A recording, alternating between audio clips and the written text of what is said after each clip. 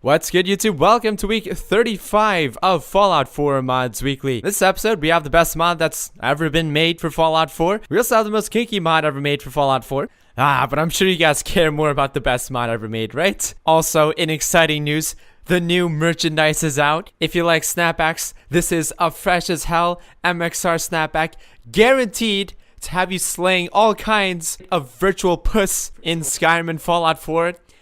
Sorry, no luck about the real puss, but I'm just being frank, man. I don't think a snapback's gonna be getting you puss, but if there is one snapback that might have a chance, it could be this one, but probably not. Roll the intro. I'm a wanderer, yeah, a wanderer. I roam around,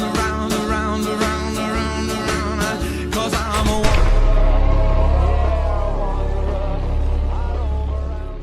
a Are you tired of Good Neighbor being a fucking street? Just a street of nothing? What if I told you that, like a good neighbor, State Farm is there? You'd probably think that that was a sponsored message where I was being paid thousands of dollars, but in reality it was just a really unfunny joke. This is better Good Neighbor. So as I stepped into this brand new Good Neighbor, I couldn't help but to notice the synth on the stage surrounded by a bunch of tomatoes. Now, I'm not usually a lore freak, but correct me if I'm wrong, Hancock loves synths. So isn't this lore breaking, making this the absolute worst mod I've ever played? Yes, no, it's not. It's really not. So as you move down the alleyway, you'll find some assets taken from Plants vs. Zombies. A dude playing the cup game. The fuck is this? Pitch Perfect? Get the fuck out, okay?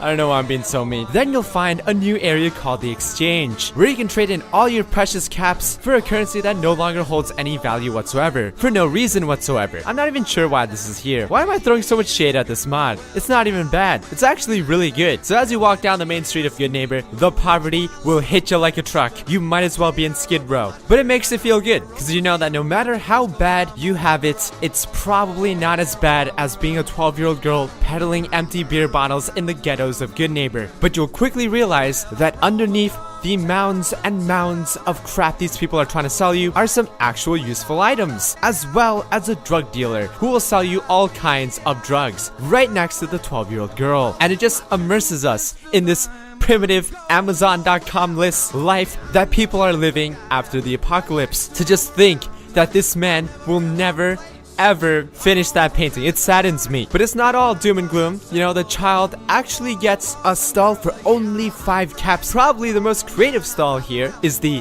feral poke one. It's fun and almost safe. And good news, I stabbed the school as many times as I wanted, made as many wishes as I wanted, and I was not charged any caps. Also, this hamster looks like AIDS. So I essentially just turned Good Neighbor into the Englewood or Compton of the Commonwealth. But you know what? I kind of think that makes a lot of sense. Everybody that lives here are rejects, so you wouldn't expect this place to look as nice as, say, Diamond City. Now keep in mind, this will fuck your frame rate. It could even fuck your mood because of how real and raw it is, because, you know, this is life in the Commonwealth. Of course, some of you might just be like, that's cool and all, but I don't need to see this shit.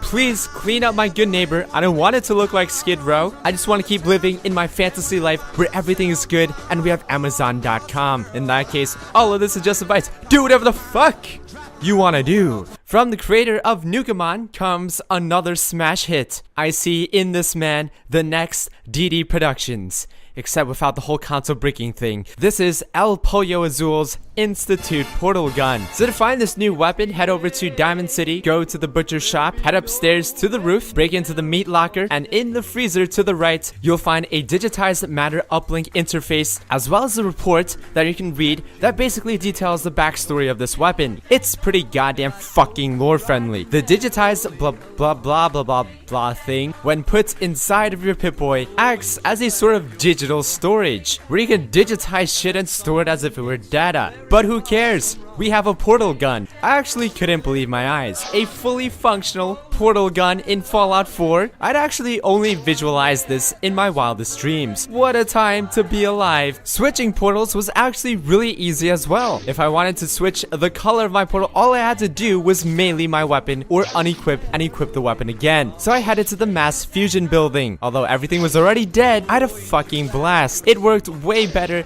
than I'd ever imagined it would. But what I did notice was that unlike the the portal gun from Portal, you can't just hit a ceiling and drop down from it. You would literally teleport on top of that ceiling, and then you would be forced to enter the portal again and come out crippled for no apparent reason. So the rules are a little bit different. Ceilings are essentially not allowed, so you'll most likely be looking for walls and floors. Getting to the greaves of freefall was never easier. I stepped into my power armor near a portal. Don't ever step into a power armor near a portal. Then I headed to the airport. Who needs a vertebrate to get to the Pridwin? Not even Liberty Prime. Okay, maybe Liberty Prime, but what if I teleported people into Virgil's hideout in the middle of the glowing sea? How would a 12-year-old do against 2 turrets? What about my barber? I guess he should stick to cutting people's hair. But what about his mother? Well played, mother. Well played. You ever just not want to fight a Deathclaw? Well then, why not teleport him into Nat's house? She'll take care of it, don't worry about it. Wanna get the fuck out of this dungeon, but you can't fast travel indoors? Put down a portal before you got in here, put down the other portal while you're in here, and just walk your ass out like a boss. This mod is lore friendly, the Institute made it.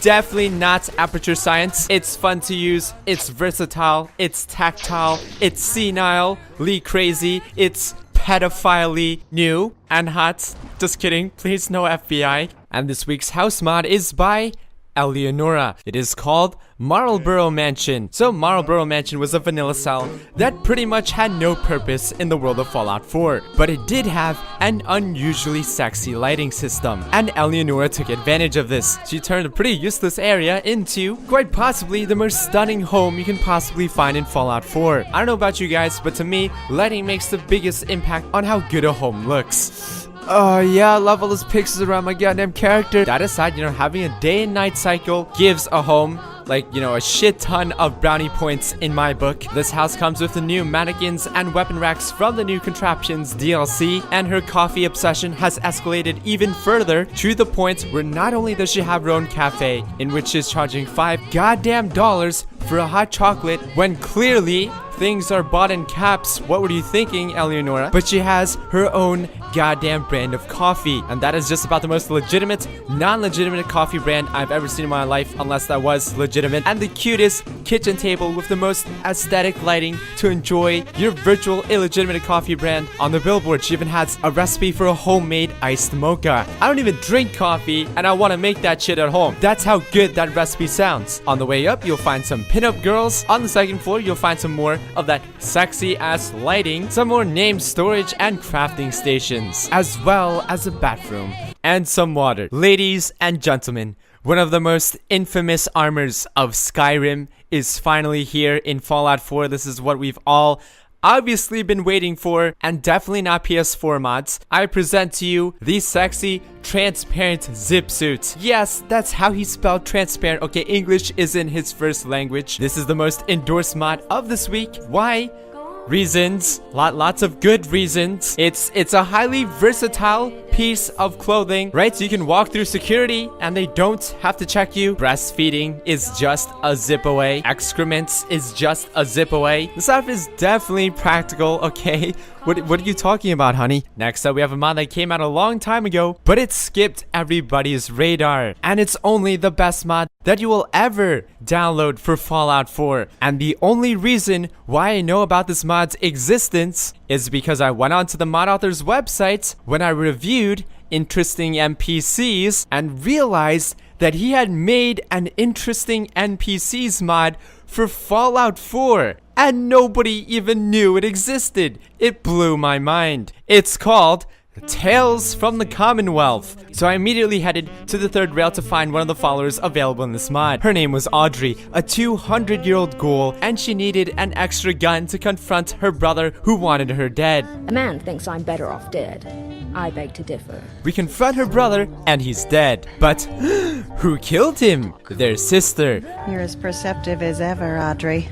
and still a huge bitch. Apparently, they have a big family. Their father died. He gave everybody 2 digits of a code that would unlock a safe to his inheritance. He did this to make his family come together as an actual family. For the past 40 years, I've watched my 5 children do nothing but squabble and fight. The siblings all try to outlast and outlive each other in order to take each other's code to have the inheritance to themselves. Seeing as how Audrey and her sister are the only ones still alive, they agreed to team up and share the inheritance between themselves. It's time to find out once and for all what legacy Father left us. So we headed to their old estate. In order to make sure that the family actually came together, their father added a series of tests within the home that only each family member would be able to pass. Of course, there's no guarantee the 5 of you work together, and as such, further proof is needed. Barnaby, the chef, was tasked with cooking Father's favorite meal. So you take the recipe, do a little bit of math, you put in the right ingredients, and it feels a lot like older Fallout games. For another sibling's task, you have to reenact the Silver Shroud by basically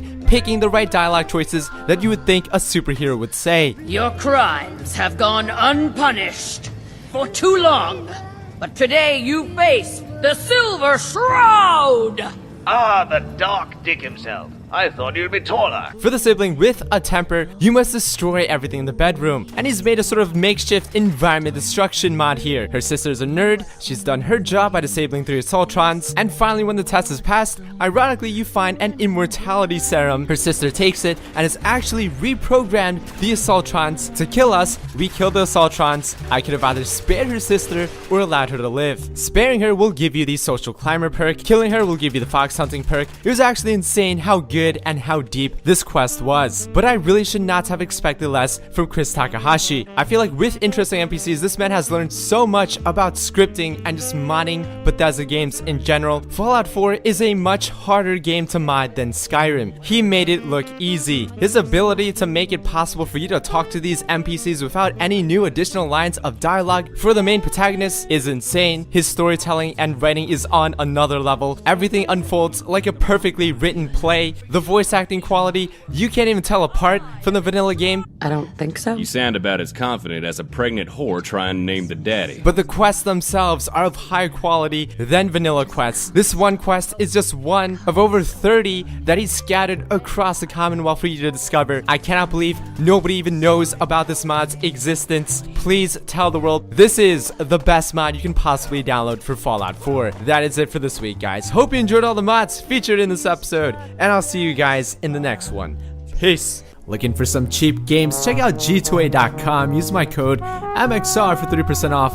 Link down below. Baby,